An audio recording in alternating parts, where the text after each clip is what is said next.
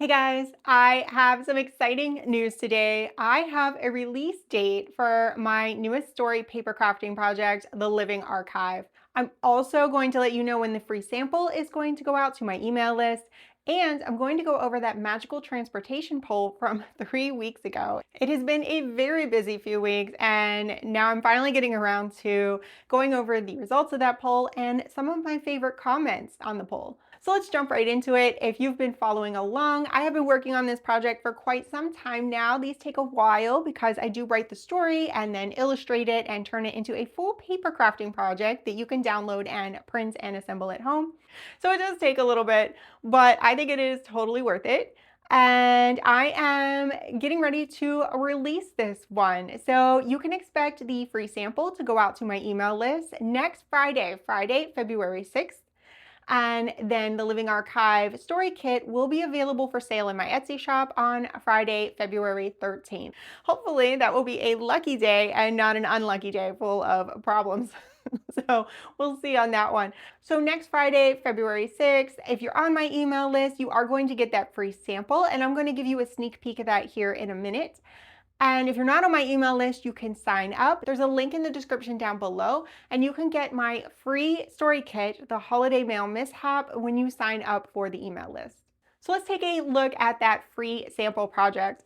In the Living Archive, in the story, a recent earthquake has shaken the city of Port Meridian. And in Port Meridian, there is a museum called the Grand Historium.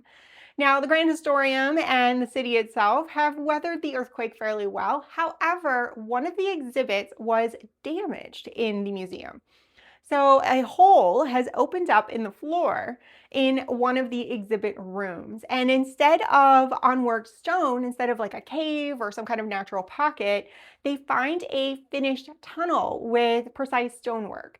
Now, it's a museum and they're not really qualified to go spelunking into the depths of the earth. So they hire a team of adventurers, and that is who is going to be telling this story. They hire them to explore and bring back anything that might be of interest to the museum. So you can think of the free sample project as setting up the story. We are getting into the museum, we're seeing some of the exhibits there. There's a little announcement about the earthquake, and it's setting up the scene so that we're ready to dive in whenever the kit goes out on the 13th. If you're new here or you just missed some of my previous videos, I do have a playlist so you can go back and see some of the projects that will be included in this kit and what my process was when I was creating those.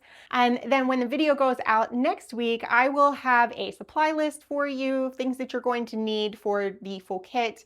And it's pretty simple, it usually is, as well as a really good kind of look at what my finished box kit looks like. So I'll have that done by then from filming my tutorial videos. Now, if anybody actually remembers, about 3 weeks ago, I had a poll put up, the magical travel poll. I'm gonna go ahead and grab my notes here. And let's go over the poll and a few of my favorite answers. So the poll was, you're going on a year-long journey across a fantasy realm. What is your preferred mode of magical transportation? And I always leave these open-ended. I give a few options, and then I leave space for you all to comment or elaborate on your choice. So the first choice was a cottage that grows chicken legs, and I'm absolutely in my Bog Witch era right now. So that is my favorite selection. I would go with the chicken leg cottage. That's just where I'm at in life. The second answer was a hot air balloon powered by magic. And then the third is a train that makes its own tracks. And that is our winner with 54%. Everybody wants to travel by magical train. And then other, about 6% of people picked other, but there were some really fun other comments in the answers. So I'm going to, let's see if I can get to my answers. Now, I do try to pick different people to feature answers from. So there were good answers from a lot of you. I had to pick 3. I didn't want this to go too long. And I tried to find some new faces. I wanted to share some new ideas. So we got Assista Triffid. which I love your name, and I'm wondering if it's like Day of the Triffids, or you'll have to let me know if you see this. So Sister Triffid said, big, beautiful, old sentient tree that can walk. Hollows in the trunk for rooms and shelter, wide branches for hanging out and spending time with people I meet along the way. When you climb to the top, you can see for miles. And I thought that was just a beautiful mental image of just traveling along in this slow moving tree that I can live in, and and I love that. It was a beautiful image. Next, I have Cheryl Lasich. 9467. I'll just say the whole username there. Cheryl says, I have always loved stories of the dragon riders. Dragons have been painted as awful, ugly, and mean-tempered. In the dragon stories I've read, the dragons have personality. They're gruff but loyal to their rider. And I think I'd love to see the dragons make a comeback in story writing and craft again. Thank you for asking my opinion. And I have read a lot of mix on dragons. I think it depends on where you go, but you're right. A lot of times the dragons are something to be hunted down and slain, but there are some great books out there. I'm trying to remember some of the ones. My husband is a big fan of, I think it's called like the Black Powder. It's a historical fantasy, like set in our world, but they have dragons instead of planes, and it's a really fun series. And I'll have to see if I can pop up a little more information on that, because I'm sure I got it totally wrong. But I'm going to find out what that book series is, and I'll pop it up down below.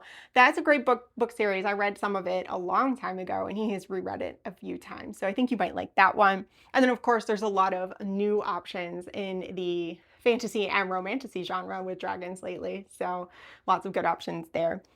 And finally, I went with JStow029. A train that makes its own tracks is really cool, and she elaborated on that by saying that she liked the idea of each compartment of the train having a different use. For example, a restaurant dining room, sleeping quarters, a gym, stable area for magical creatures. And then the compartments could magically transform to the needs of the passengers at the time they enter. And I like this kind of ever-shifting train situation, like a mode of transportation that adapts itself to your needs a little bit. And it's really neat. And I remember another comment, I have to go, I'll pop it up here as well, about a TV series where they traveled by train, and then they had a lot of compartments like that. And I have to check that out. And I remember who said it. I'm sorry. I will pop it up down below. I feel like it was somebody who comments a lot, and forgive me for not remembering, but here's your credit. So anyway, I hope you all enjoyed that poll. No new poll right now. I'm going to wait until after this kit is released. I want to focus entirely on finishing up all the final details. So I do a lot of small tweaking whenever I'm filming the tutorials, and small adjustments to make sure that things fit as perfectly as possible for all of you as you're following the tutorials. So I hope you're excited. Next week, free sample project, the Grand Historium Museum. And then after that, February 13th, the Living Archive kit will be available for sale in my Etsy shop. I am super excited, and I will see you all next week with that free sample project.